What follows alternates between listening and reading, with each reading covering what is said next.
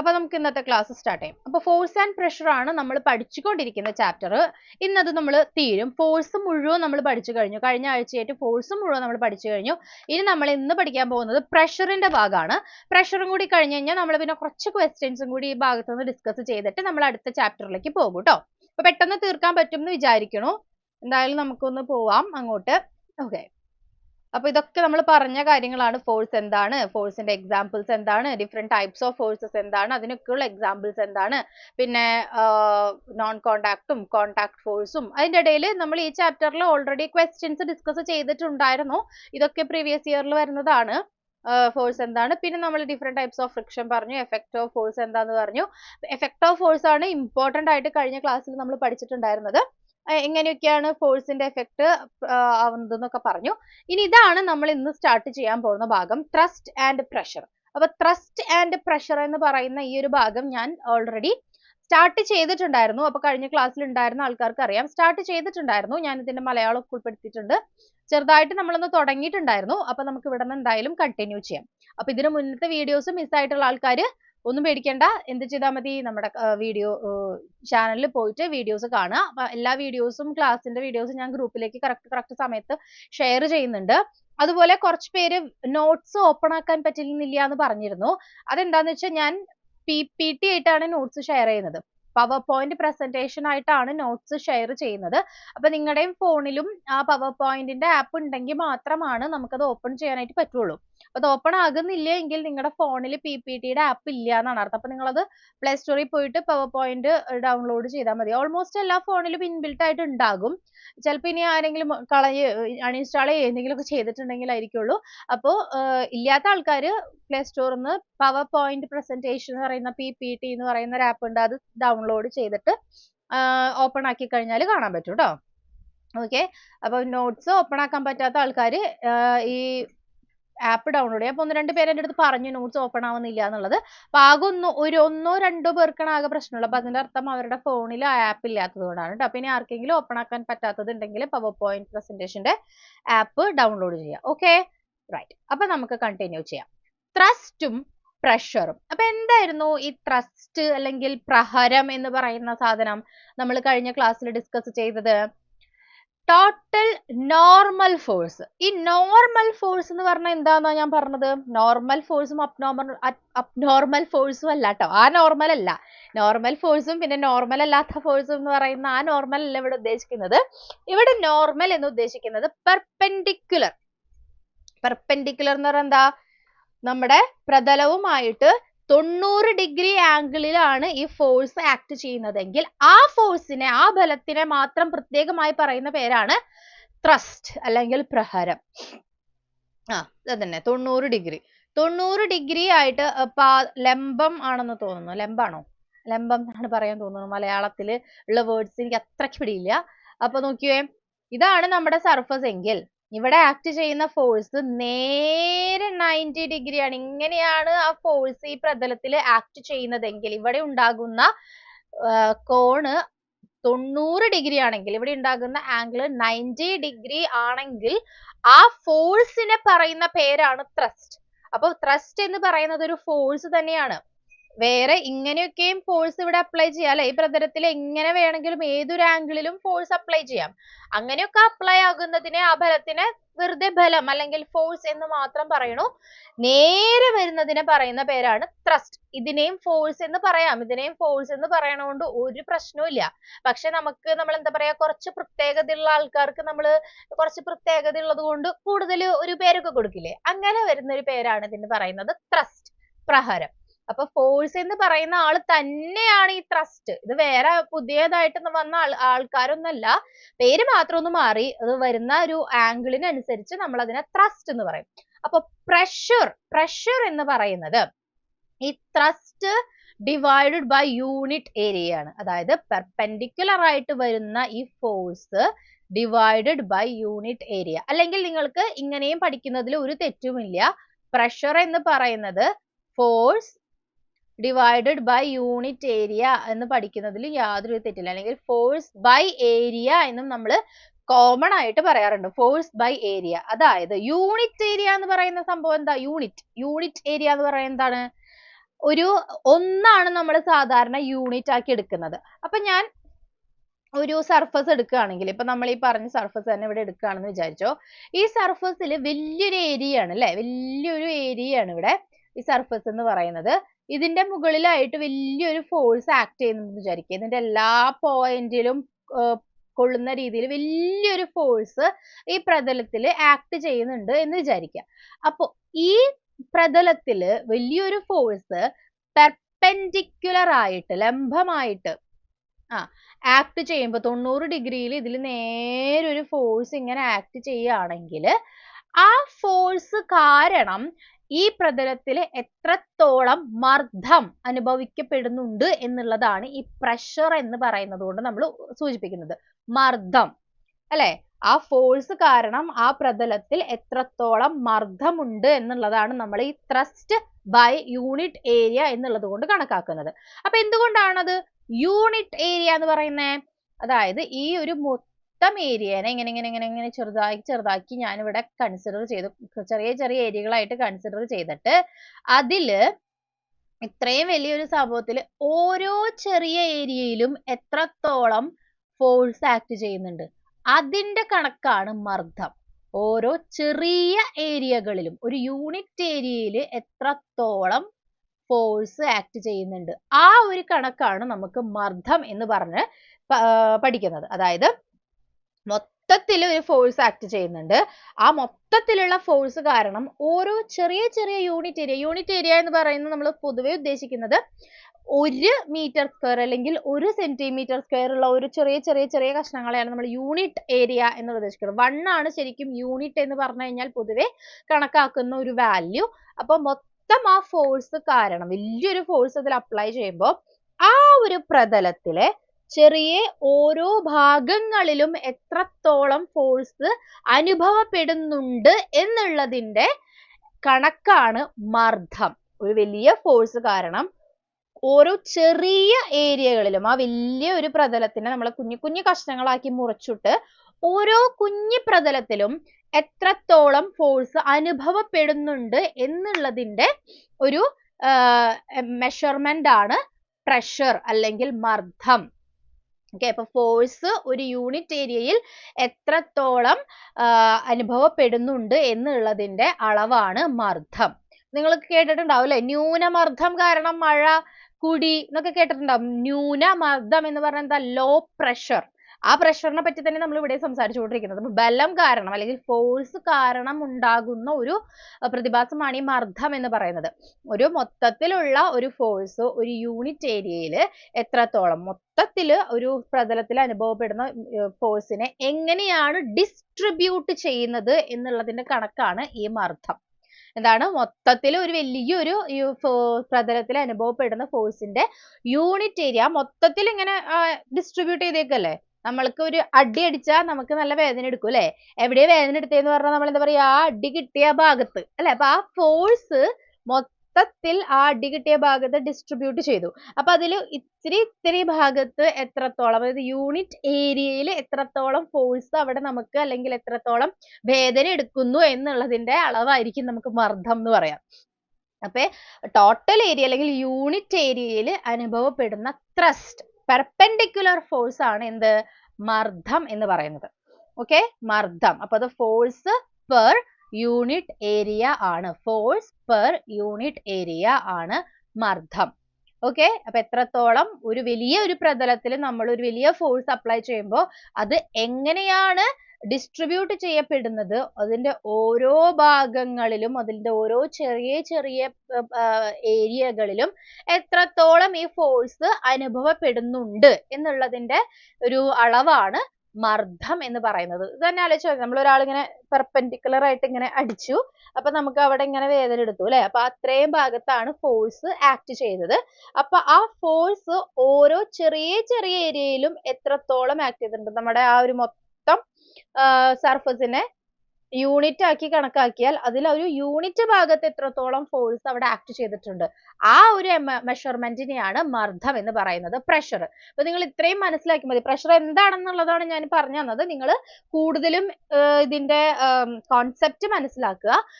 Thrust by unit area, ഒരു unit ഏരിയയിൽ എത്രത്തോളം ഫോഴ്സ് ആക്ട് ചെയ്യപ്പെടുന്നുണ്ട് എന്നുള്ളതിനെയാണ് മർദ്ദം എന്ന് പറയുന്നത്. ഒരു ഉപരിതലത്തിൽ അനുഭവപ്പെടുന്ന മൊത്തം ലംബ ബലത്തിനെയാണ് പ്രഹരം എന്ന് പറയുന്നത്.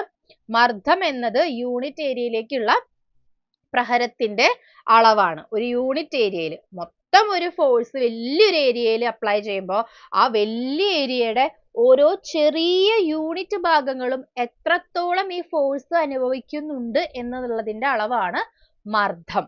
പ്രഹരം ഡിവൈഡഡ് ബൈ യൂണിറ്റ് ഏരിയ ആണ്. ഇതിന്റെ യൂണിറ്റ് വളരെ ഇമ്പോർട്ടന്റ് ആണ്. യൂണിറ്റ് എന്ന് പറയുന്നത് നമ്മൾ എന്തിന്റെയൊക്കെ പഠിച്ചിട്ടുള്ള ഫോഴ്സിന്റെ യൂണിറ്റ് ന്യൂട്ടൺ ആണെന്ന് പഠിച്ചു അല്ലെ. ഫോഴ്സിന്റെ യൂണിറ്റ് ന്യൂട്ടൺ ആണെന്ന് പഠിച്ചിട്ടുണ്ടായിരുന്നു. പിന്നെ kilogram metre per second square എന്ന് പറഞ്ഞ വേറൊരു യൂണിറ്റും കൂടി ഉണ്ട് എന്ന് പഠിച്ചിട്ടുണ്ടായിരുന്നു അല്ലെ. അതുപോലെ തന്നെ പ്രഷറിനും 2 യൂണിറ്റ് ഉണ്ട്. ഒന്ന് newton divided by metre square. അതായത് ഇവിടെ നിന്നാ വന്നേ. ഫോഴ്സ് ഡിവൈഡഡ് ബൈ ഏരിയ അല്ലേ. ത്രസ്റ്റ് ഡിവൈഡഡ് ബൈ ഏരിയ ആണല്ലോ.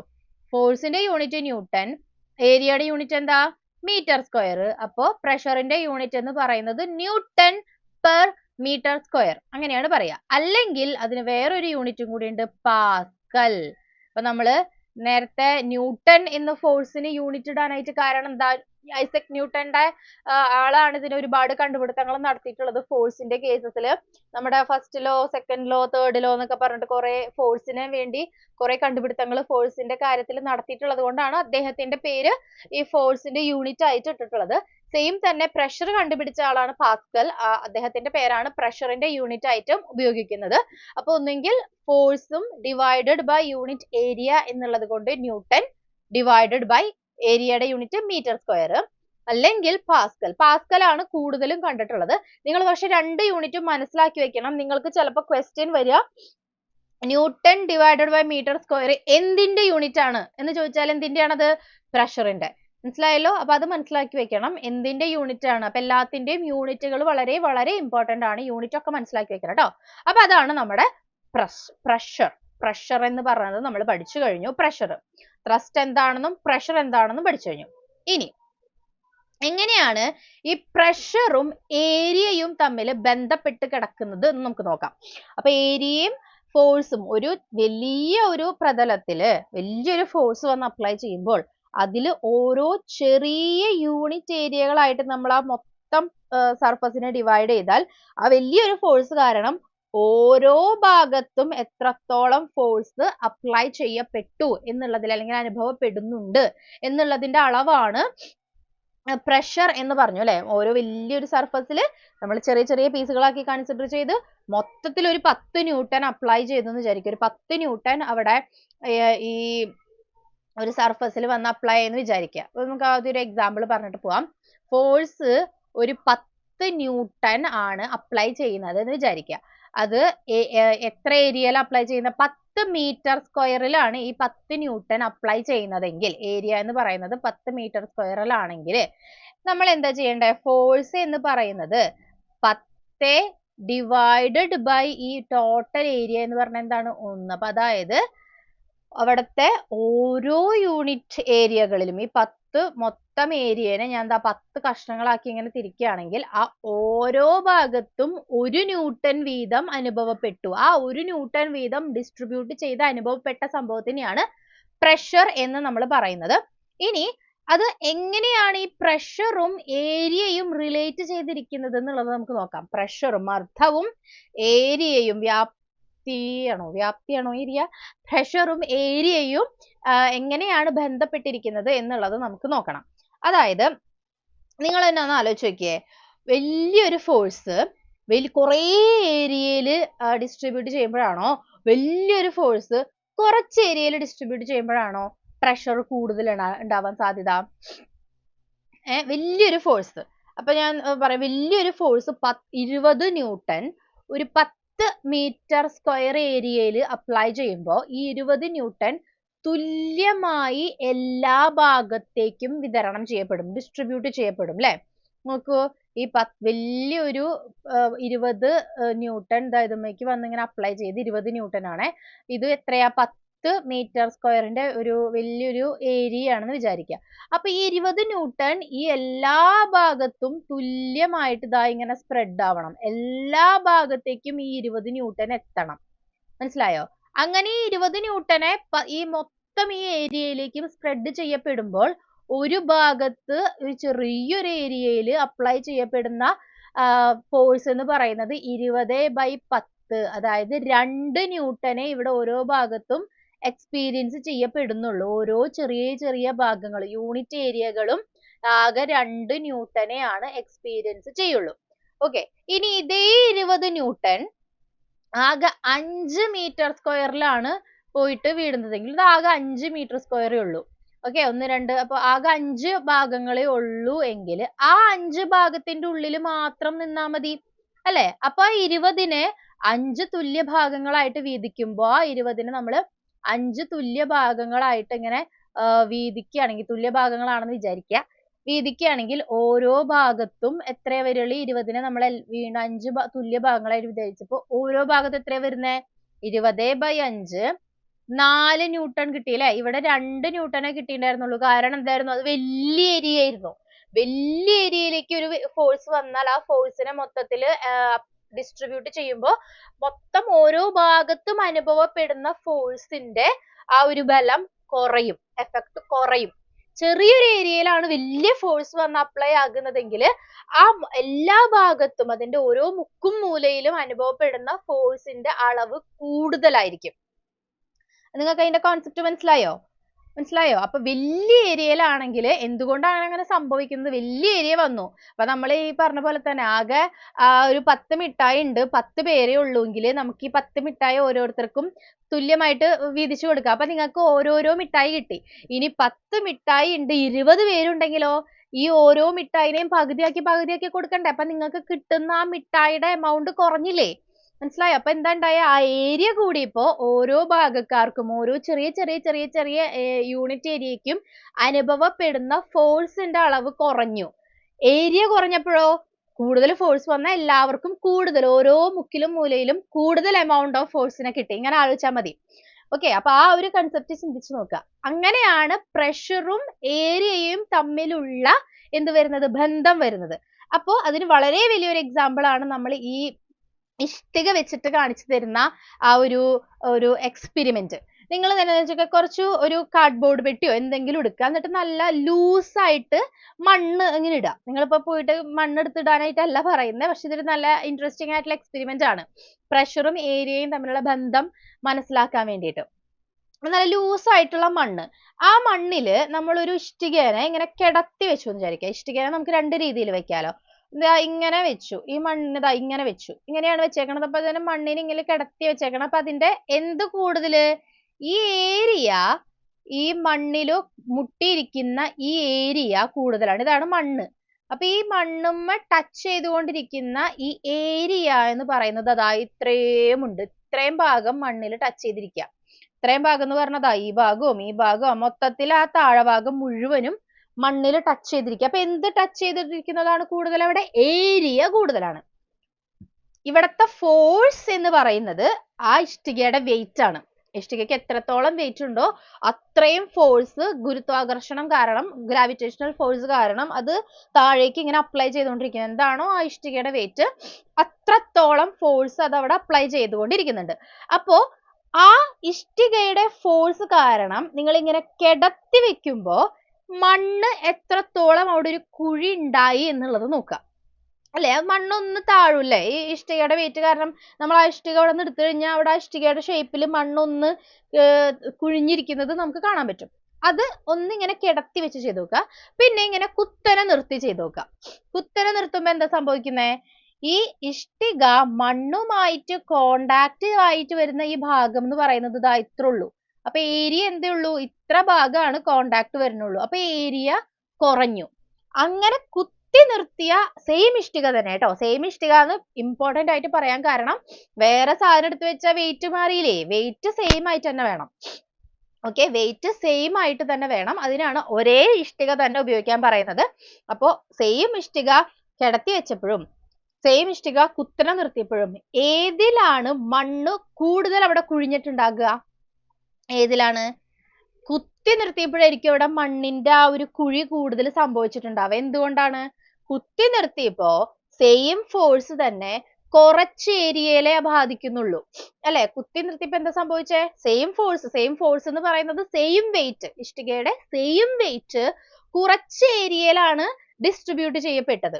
കിടത്തി വെച്ചപ്പോഴോ ആ ഇഷ്ടികയുടെ സെയിം വെയിറ്റ് കൂടുതൽ ഏരിയയിൽ ഡിസ്ട്രിബ്യൂട്ട് ചെയ്യപ്പെട്ടു അല്ലെ? കൂടുതൽ ഏരിയയിൽ ഡിസ്ട്രിബ്യൂട്ട് ചെയ്യപ്പെടുക എന്ന് പറഞ്ഞു കഴിഞ്ഞാൽ ഓരോ സ്ഥലത്തും എക്സ്പീരിയൻസ് ചെയ്ത ഫോഴ്സിന്റെ അളവ് കുറവാണ്. അതുകൊണ്ട് തന്നെ അധികം മണ്ണ് കുഴിഞ്ഞു താഴത്തേക്ക് പോകില്ല. ഇനി കുത്തനെയാണ് നിർത്തുന്നതെങ്കിൽ സെയിം ആ വെയിറ്റ് കാരണം അവിടെ അപ്ലൈ ചെയ്യുന്ന ഏരിയ കുറഞ്ഞു. അപ്പൊ അവിടുത്തെ ഫോഴ്സിന്റെ എഫക്റ്റ് കൂടി. മനസ്സിലായോ? ഫോഴ്സിന്റെ എഫക്റ്റ് കൂടി. ഇപ്പൊ മണ്ണ് ഒന്നും കൂടി താഴത്തേക്ക് കുഴിഞ്ഞു പോയി. അപ്പൊ നിങ്ങൾ ഈ ഇഷ്ടിക ആദ്യം കിടത്തി വെച്ചു, പിന്നെ അതിനെടുത്തു, പിന്നെ കുത്തി നിർത്തി വെച്ചു, പിന്നെ അതിനെടുത്തു. അപ്പൊ നിങ്ങൾ നോക്കിയേ, ആ കിടത്തി വെച്ചെടുത്തോടത്ത് അധികം മണ്ണ് താഴ്ന്നിട്ടുണ്ടാവില്ല. കുത്തനെ വെച്ചെടുത്തോടത്ത് കൂടുതൽ മണ്ണ് താഴ്ന്നിട്ടുണ്ടാവും. അതിന്റെ അർത്ഥം എന്താ? രണ്ടിനും വെയിറ്റ് വ്യത്യാസം ഉണ്ടെന്നാണോ? അല്ല.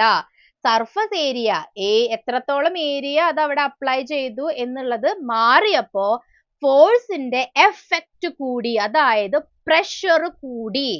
ഫോഴ്സിന്റെ എഫക്റ്റ് പ്രഷർ എന്ന് പറയുന്നത് ഫോഴ്സ് അല്ല അവിടെ കൂടിയത്. അതാണ് നമുക്ക് തെറ്റ് സംഭവിക്കുന്നത്. ഫോഴ്സ് അല്ല കൂടിയത്, ഫോഴ്സ് സെയിം ആണ്. കാരണം ഇഷ്ടികയുടെ വെയിറ്റ് മാറുന്നുണ്ടോ? ഇല്ല. ഫോഴ്സിന്റെ എഫക്റ്റ് കൂടി, അതായത് പ്രഷർ കൂടി. മനസ്സിലായോ? അപ്പൊ മർദ്ദമാണ് അവിടെ കൂടുതലായിട്ട് വന്നത്. ഇത് വളരെ ഇമ്പോർട്ടന്റ് ആയിട്ടുള്ള കാര്യമാണ്. മർദ്ദമാണ് അവിടെ എന്ത് വന്നത്? കൂടുതലായിട്ടും സംഭവിച്ച കാര്യം. മർദ്ദം കൂടി. എന്ത് വന്നപ്പോ? പ്രഷർ കുറഞ്ഞു. അപ്പൊ ഇതിൽ നിന്ന് നമുക്ക് മനസ്സിലാക്കാവുന്ന ഏറ്റവും ഇമ്പോർട്ടന്റ് ആയിട്ടുള്ള കാര്യമാണ് when area decreases pressure increases. really important. Area കുറഞ്ഞാൽ മർദ്ദം കൂടും. അപ്പൊ ഇത് അപ്ലിക്കേഷൻ ലെവലിൽ ചോദിക്കാൻ സാധ്യതയുണ്ട്. ഇപ്പോ ഇത്രയും വലിയൊരു ഏരിയയിൽ ഇത്ര ഫോഴ്സ് തന്നെ അപ്ലൈ ചെയ്യുന്നു, ചെറിയൊരു ഏരിയയിൽ സെയിം ഫോഴ്സ് തന്നെ അപ്ലൈ ചെയ്യുന്നു, ഏതിലായിരിക്കും കൂടുതൽ മർദ്ദം? ചെറിയ ഏരിയ ഉള്ളിടത്ത്. ഓക്കെ, അപ്പൊ സെയിം ഫോഴ്സ് ആയിരിക്കണം. അത് വളരെ ഇമ്പോർട്ടന്റ് ആണ്. 10 ന്യൂട്ടൺ ഒരു സ്ഥലത്തും 20 ന്യൂട്ടൺ വേറൊരു സ്ഥലത്തും അപ്ലൈ ചെയ്ത് ഏതിലാ മർദ്ദം കൂടുതൽ എന്ന് പറഞ്ഞാൽ ഉറപ്പായിട്ട് 20 ന്യൂട്ടൺ ഉള്ളിടത്തായിരിക്കും. അപ്പൊ നമ്മൾ ഏരിയ നോക്കിയിട്ട് കാര്യമില്ല. ഫോഴ്സ് കൂടിയാൽ ഉറപ്പായിട്ടും മർദ്ദവും കൂടും. ഫോഴ്സ് കൂടി വരികയാണെങ്കിൽ മർദ്ദവും കൂടും. പക്ഷെ ഫോഴ്സ് തുല്യമായി വെച്ചിട്ട് ഏരിയയാണ് മാറുന്നതെങ്കിൽ ഏതായിരിക്കും ഏറ്റവും കൂടുതൽ മർദ്ദം? കുറവ് ഏരിയ ഉള്ളിടത്തായിരിക്കും ഏറ്റവും കൂടുതൽ മർദ്ദം. ഓക്കെ, അപ്പൊ മർദ്ദമാണ് മാറുന്നത്. എന്തുകൊണ്ട്? ഏരിയ മാറുന്നത് കൊണ്ട് മർദ്ദം മാറുന്നു. അങ്ങനെയാണ് ഫോഴ്സിന്റെ എഫക്റ്റ് കൂടുന്നത്. ഇത് വളരെ വ്യക്തമായിട്ട് മനസ്സിലായില്ലേ എല്ലാവർക്കും? ഓക്കെ, അപ്പൊ ഇതിന് കുറെ എക്സാമ്പിൾസ് ഉണ്ട് കേട്ടോ. നമുക്കിങ്ങനെ ആലോചിക്കുകയാണെങ്കിൽ ഒരുപാട് എക്സാമ്പിൾസ് ഉണ്ട്. അപ്പൊ ഞാൻ കുറച്ച് എക്സാമ്പിൾസ് നിങ്ങൾക്ക് പറഞ്ഞുതരാം. നിങ്ങളൊന്ന് ആലോചിച്ച് നോക്കിയേ. നിങ്ങൾ ഒരു 2 പെൻസിൽ എടുത്തു. വളരെ ഇമ്പോർട്ടന്റ് ആയിട്ടുള്ള എക്സാമ്പിൾ ആണ് കേട്ടത്. ക്ലാസ് സ്റ്റാർട്ട് ചെയ്തുള്ളൂ. അപ്പോഴത്തേക്ക് എന്താണ് എപ്പ കഴിയുമെന്ന് ചോദിക്കണേ? ക്ലാസ് കുറച്ച് നേരം കൂടി ഉണ്ട്. എന്താ തിരക്കായോ? ക്ലാസ് എപ്പ കഴിയും? 7:25 വരെ ഉണ്ട് ക്ലാസ്. ഓക്കെ, അപ്പൊ ഞാൻ നിങ്ങളോട് ഒരു ചോദ്യം ചോദിക്കാം. നിങ്ങൾ വളരെ ചിന്തിച്ചിട്ട് ഉത്തരം പറയാം കേട്ടോ. നിങ്ങളുടെ കയ്യിൽ 2 പെൻസിൽ ഉണ്ട്. ഓക്കെ, 2 പെൻസിൽ ഉണ്ട്. ഒരു പെൻസിലിൽ നല്ല മൊനയുണ്ട്, നല്ല ഷാർപ്പ് ആയിട്ടുള്ള ടിപ്പാണ്. മറ്റേ പെൻസിലിന്റെ മൊന അത്രയ്ക്ക് ഷാർപ്പ് അല്ല. ഓക്കെ, ഇനി ഈ 2 പെൻസിൽ ഉപയോഗിച്ചിട്ട് നിങ്ങൾ ഒരു പേപ്പറിൽ ഹോൾ ഉണ്ടാക്കാൻ പോവാണ്. വെറുതെ ഹോൾസ് ക്രിയേറ്റ് ചെയ്യാനായിട്ട് പോവാണ്. ഏത് പെൻസിൽ വെച്ചിട്ടായിരിക്കും നിങ്ങൾക്ക് പെട്ടെന്ന് ഹോൾസ് ഉണ്ടാക്കാൻ പറ്റുന്ന? കുറച്ച് കട്ടിയുള്ള ഒരു പേപ്പർ ആണെന്ന് വിചാരിച്ചോ. കുറച്ച് കട്ടിയുള്ള ഒരു പേപ്പറാണ്. അപ്പൊ അതിൽ നിങ്ങൾക്ക് ഹോൾസ് ക്രിയേറ്റ് ചെയ്യണം. നിങ്ങളുടെ നല്ല ഷാർപ്പ് ടിപ്പ് ഉള്ള ഒരു പെൻസിൽ ഉണ്ട്, അധികം ഷാർപ്പ് അല്ലാത്ത ടിപ്പുള്ള ഒരു പെൻസിൽ ഉണ്ട്. ഏത് പെൻസിൽ യൂസ് ചെയ്തിട്ടായിരിക്കും നിങ്ങൾക്ക് നല്ല പെട്ടെന്ന് ഹോൾസ് ക്രിയേറ്റ് ചെയ്യാൻ പറ്റുക? ഷാർപ്പ് ടിപ്പുള്ളതാണോ ഷാർപ്പ് ടിപ്പ് ഇല്ലാത്തതാണോ? ഷാർപ്പ് ടിപ്പുള്ള പെൻസിലിന്റെ പേര് എ, ഷാർപ്പ് ടിപ്പ് ഇല്ലാത്ത പെൻസിലിന്റെ പേര് ബി. അപ്പൊ എ ആണോ ബി ആണോ? ഷാർപ്പ് ടിപ്പ് ഉള്ളതിന്റെ പേര് എ, ഷാർപ്പ് ടിപ്പ് അല്ലാത്ത പെൻസിലിന്റെ പേര് ബി. അപ്പൊ എ ആണോ ബി വെച്ചിട്ടാണോ നിങ്ങൾക്ക് പെട്ടെന്ന് ഹോൾസ് ക്രിയേറ്റ് ചെയ്യാൻ പറ്റുന്നത്?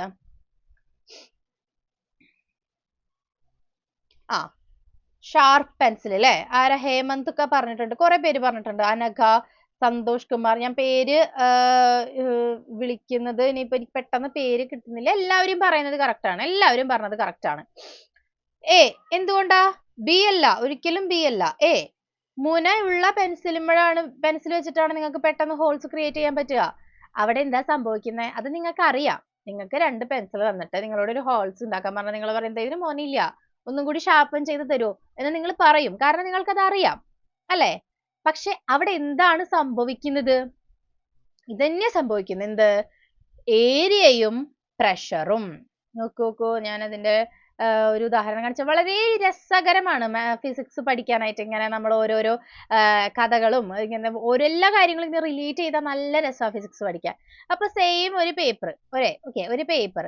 ആ പേപ്പറിന്റെ ആദ്യം നിങ്ങൾ യൂസ് ചെയ്യുന്ന സാധനത്തിന് മോന അധികം ഇല്ല, അതാ ഇങ്ങനെ ഇരിക്കണമെന്ന് വിചാരിക്കുക. ഇതാണ് ആദ്യത്തെ പെൻസിലിന്റെ ടിപ്പ് വരുന്നത്. ഓക്കെ, രണ്ടാമത്തെ പെൻസിലിന്റെ ടിപ്പ് നല്ല ഷാർപ്പാതാ, ഇങ്ങനെയാണ് ഇരിക്കുന്നത്. നിങ്ങൾ കാണുന്നില്ലേ? ഞാൻ ഡ്രോ ചെയ്യുന്നത് കാണുന്നില്ലേ? ഇങ്ങനെയാണ് ഇരിക്കുന്നത്. അപ്പൊ നിങ്ങൾ നോക്കിയേ, ഇവിടെ ഏരിയ ഇത്രയും ഭാഗം ഈ പെൻസിലും സർഫസും ആയിട്ട് കോണ്ടാക്റ്റിൽ വരുന്നുണ്ട് അല്ലെ? ഇത് ഇത്രയും ഭാഗം, കാരണം അത് അത്രയും മോനെ ഇല്ല. ഇവിടെ നോക്കിയേ, ഒരൊറ്റ ഒരു പോയിന്റ് കോണ്ടാക്റ്റിൽ വരുന്നുള്ളൂ. അപ്പൊ എന്താ കുറഞ്ഞേ? ഇവിടെ ഏരിയ കൂടുതലാണ്. ഇവിടെ ഈ കോണ്ടാക്റ്റിൽ വരുന്നത് എന്ത് കോണ്ടാക്റ്റിൽ വരുന്നത്? ഈ പേപ്പറും അതായത് സർഫസും ഈ ടിപ്പും തമ്മിൽ കോണ്ടാക്ട് വരുന്ന ഏരിയ കുറവാണ്. നിങ്ങൾ സെയിം ഫോഴ്സ് ആണ് അപ്ലൈ ചെയ്യുന്നതെന്ന് വിചാരിച്ചോ. 2 തവണയും നിങ്ങൾ ഇത് കുത്തുമ്പോൾ ഒരേ ഫോഴ്സിലാണ് നിങ്ങൾ കുത്തുന്നതെങ്കിൽ പോലും, 10 ന്യൂട്ടൺ ആണ് ഇവിടെ അപ്ലൈ ചെയ്യുന്നത്, ഇവിടെയും 10 ന്യൂട്ടൺ ആണ് അപ്ലൈ ചെയ്യുന്നതെങ്കിൽ പോലും ഇവിടെ എന്ത് കൂടുതലായിരിക്കും? പ്രഷർ കൂടുതലായിരിക്കും. അതുകൊണ്ടാണ് നിങ്ങൾക്ക് പെട്ടെന്ന് ഹോൾ തുളയ്ക്കാൻ പറ്റുന്നത്. എന്താ സംഭവിച്ചേ? സെയിം ഫോഴ്സ് തന്നെ ഇവിടെ ദേ ഈ ഒരു കുഞ്ഞൊരൊറ്റ ഏരിയയിലാണ് മൊത്തം ഫോഴ്സും ആക്ട് ചെയ്യുന്നത്. പക്ഷെ ഇവിടെ നോക്കിയേ, ഈ ഫോഴ്സ് ഇവിടെ മൊത്തത്തിൽ ഇങ്ങനെ സ്പ്രെഡ് ആയി പോയി. മനസ്സിലായോ? ആ ഏരിയയിൽ മൊത്തത്തിൽ സ്പ്രെഡ് ആയി പോയത് കൊണ്ട് നമുക്ക് അതിന്റെ മൊത്തം എഫക്റ്റും കിട്ടിയില്ല. ഓക്കെ, ഷാർപ്പ് ടിപ്പായപ്പോ എന്താ സംഭവിച്ചാൽ മൊത്തം ഫോഴ്സും ആ ഒരൊറ്റ പോയിന്റിൽ നേരെ വന്ന് ആക്ട് ചെയ്തു, നല്ല എഫക്റ്റ് കിട്ടി. മനസ്സിലായോ? വളരെ നല്ല രസകരമായിട്ടുള്ള ഒരു എക്സാമ്പിൾ അല്ലേ ഇത്? ഇനി വേറെ എക്സാമ്പിൾ ഉണ്ട് നമുക്ക് നല്ല രസകരമായിട്ട് പറയാൻ പറ്റുന്നത്. നിങ്ങൾക്ക് 2 ബാഗ് ഉണ്ടെന്ന് വിചാരിച്ചോ. നിങ്ങൾ ഒരു ബാഗിന് നല്ല കട്ടിയുള്ള സ്ട്രാപ്പാണ്, നല്ല തിക്കായിട്ടുള്ള സ്ട്രാപ്പാണ് നിങ്ങൾ ഒരു ബാഗിനുള്ളത്. മറ്റേ ബാഗിന് വളരെ നൈസ് ആയിട്ട് ഇങ്ങനെ നൂല് പോലെ ഗേൾസ് ഒക്കെ യൂസ് ചെയ്യില്ലേ, അങ്ങനത്തെ ബാഗുകൾ, അങ്ങനത്തെ ബാഗ് ആണെന്ന് വിചാരിച്ചോ. ഭയങ്കര തിക്ക് കുറഞ്ഞ ഒരു സ്ട്രാപ്പാണ് മറ്റൊരു ബാഗിനുള്ളതെങ്കിൽ നിങ്ങൾ ഈ 2 ബാഗിലും സെയിം ബുക്സ് വെച്ചു. സെയിം ബുക്കാണ് 2 ബാഗിലും ഇരിക്കുന്നത്, അതായത് സെയിം വെയിറ്റ് ആണ് 2 ബാഗിനും.